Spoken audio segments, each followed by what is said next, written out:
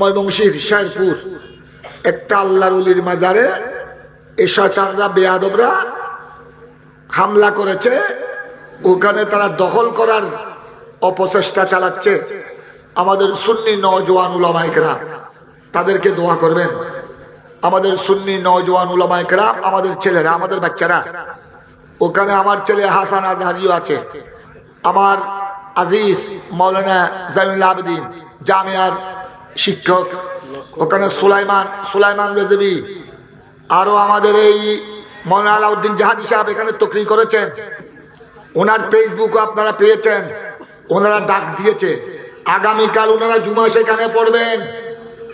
এখনো যেটা দেখতেছেন আমাদের সুন্নিদের মধ্যে ঐক্যের যে সুবাতাস, এটাও আমাদের সুন্নি নওজোয়ান উলামায়ে কেরামের উসিলা।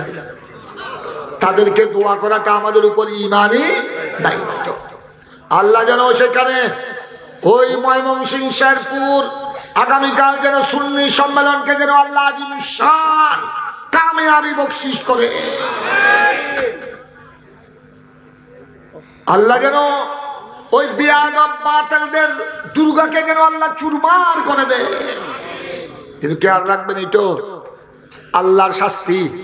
যারা আল্লাহর ওলিকে নিয়ে তামাশা করে, আল্লাহর ওলির মাজারকে নিয়ে হামলা করে, আগুন জ্বালিয়ে দিয়েছে, ভাঙচুর করেছে, এরা আবার বেশি দেরি হয় না, কিছুদিন পর হিন্দুদের পূজায় হিন্দুদের মন্দির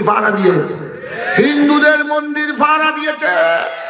তোমাদেরকে আমরা সাবধান করছি, আল্লাহর ওলির সামনে বিয়াদবি করিও না।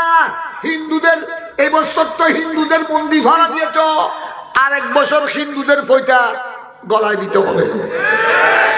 আল্লাহর ওলির মায়ের উস্তাদর মায়ের হইতে নি, ইয়া ওলির মায়ের হইতেছ আল্লাহর ওলির মায়ের ও আরো শুনই দেখা দি ওগুলো সত্তর পূজারা বেয়াদব আর ওলি ওলর দরবারে থামলা করে আর হিন্দু ওলর মন্দিরে যায়। আর আল্লাহর ওলির মাজার জিয়ারত করলি, মাজার পুজো হর, তোরার কি ধরে মানুষে কি হইল? তওবা তওবা তওবা তওবা, লা হাওলা ওয়ালা কুওয়াতা ইল্লা বিল্লাহ। ইসলামকে ধ্বংস করে দিয়েছে এইসব মুনাফিকরা, যুগে যুগে মুনাফিকরা ইসলামকে ধ্বংস করে দিয়েছে। খুশিয়ার সুন্নি মুসলমান, এই সুন্নি আর ডক্টর কবিরউদ্দিন সরকার হই এ ফতেহাবাদ বিশাল সুন্নি কনফারেন্স, এগুলাকে ধরে রাখবেন। আমি আপনাদেরকে মোবারকবাদ জানাই, ফতেহাবাদের সুন্নি মুসলমানকে শুভেচ্ছা জানাই, ধন্যবাদ জানাই। এই ধরনের ঈদে মিলাদুন নবীর মাহফিল এক সময় এটা ছিল মুস্তাহাব। মুস্তাহাব মানে সওয়াব, নফল, করলে সওয়াব, না করলেও কোনো কি নাই, গুনাহ নাই। কিন্তু বর্তমান সময়ে এদেরকে এই সুন্নি সম্মেলন যদি না থাকে, ঈদে মিলাদুন নবীর মাহফিল যদি না থাকে, এই সুন্নি উলামায়ে কেরাম যদি না থাকে, আল্লাহর ওলির নাম নিশানা রাখবে না, মিলাদ কিয়াম রাখবে না, ঈদে মিলাদুন নবী রাখবে না এই মুনাফিকরা।